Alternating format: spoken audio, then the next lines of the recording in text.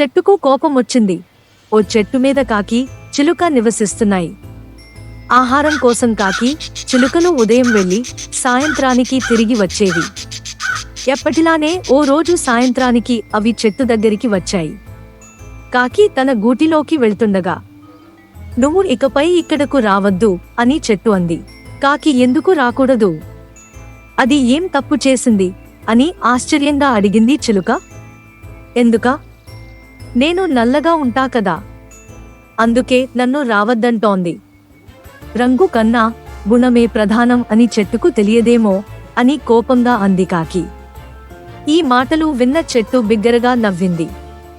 తప్పు చేసి మళ్లీ నవ్వడం దేనికో అని కాకి చెట్టును అడిగింది. నిన్న సాయంత్రం కోకిల వచ్చింది.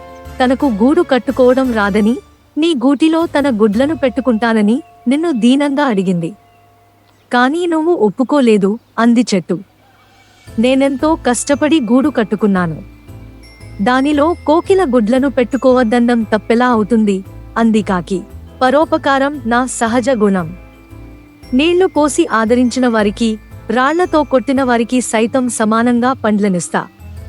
అలాంటి నాపై నివసిస్తూ తోటి పక్షికి సాయం చేయని నువ్వు నాకు నచ్చలేదు.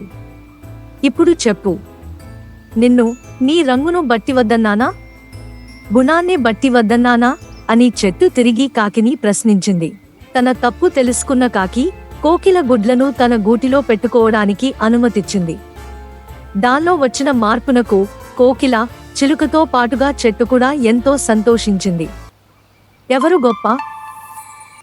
సోమయ్య, భీమయ్య ఎవరైనా కూలి పని ఇస్తారేమోనని రోజూ రచ్చబండ దగ్గర కూర్చునేవారు. ఎవరూ పిలవకపోతుండడంతో కబుర్లతో కాలక్షేపం చేసేవారు. ఓ రోజు ఆ దారిలో వెళ్తున్న గ్రామ పెద్దను వారు పిలిచి, "అయ్యా, మాలో ఎవరు గొప్పో చెప్పండి" అని అడిగారు.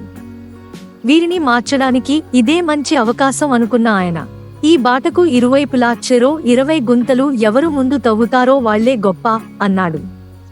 ఇద్దరూ ఒకే సమయానికి పూర్తి చేశారు. మీకు మరో పోటీ పెడితే కాని ఎవరు గొప్పో తెలిసేటట్టులేదు. ఓ పని చేయండి, ఈ గుంతల్లో ఎవరు ముందు మొక్కలు నాటితే వారే గొప్ప అన్నాడు గ్రామ పెద్ద. మళ్లీ ఇద్దరూ ఒకేసారి పని పూర్తి చేశారు. అరే, ఇద్దరూ గెలిచారే. ఓ సంవత్సర కాలంలో ఎవరు నాటిన మొక్కలు ఏపుగా పెరుగుతాయో వారే గొప్ప అన్నాడు గ్రామ పెద్ద. ఆ రోజు నుంచి అదే పనిగా మొక్కలకు చక్కగా నీళ్లు పోయసాగారు. వీరి పనితనం గ్రామస్తులను ఆకర్షించింది. దీంతో ఆ ఇద్దరినీ కూలీ పనులకు పిలవడం ప్రారంభించారు. ఇలా చేతినిండా పని దొరకడంతో కాస్త డబ్బు సంపాదించారు. ఓ సంవత్సర కాలం గడిచాక గ్రామ పెద్దే వారిని కలిసి, "మీలో ఎవరు గొప్పో తెలుసుకోవాలని లేదా" అని అడిగాడు. "అయ్యా, మా తప్పు తెలుసుకున్నాం.